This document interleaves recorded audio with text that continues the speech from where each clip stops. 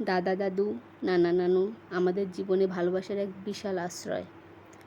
তারা হলো আমাদের অতীতের গল্প আর ভবিষ্যতের স্বপ্নের কারিগর। এই হলো আমার নানা। নানা অনেক অসুস্থ। সবাই আমার নানার জন্য দোয়া করবেন।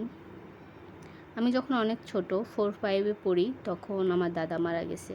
2021 সালে আমার নানু মারা গেছে। নানু মারা যাওয়ার 5-6 মাস পরেই আমার দাদু মারা গেছে। বেঁচে আছে আমার একমাত্র নানাই। সবাই আমার নানার জন্য দোয়া করবেন। নানুর সাথে দাদুর সাথে যেমন লম্বা সময় ধরে অনেক গল্প করেছি, নানার সাথে আসলে এভাবে কখনোই গল্প করা হয়নি।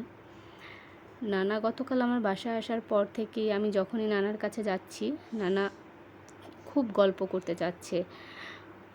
অনেক কথা বলল নানা। সে মারা গেলে তার জানাজা কে পড়াবে, তারপর অনেক কথা, অনেক গল্প করলাম। সন্ধ্যার সময় আপনাদের ভাইয়া আমাদেরকে কী যেন একটা বিষয় নিয়ে হাসাচ্ছিল খুব। এই মানুষগুলো আসলে খুব অদ্ভুত। তাদের কোনো চাওয়া পাওয়া থাকে না।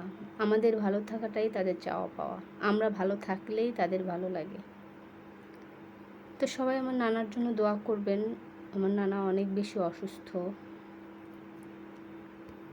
যতদিন বেঁচে আছে যেন ভালোভাবে বেঁচে থাকতে পারে।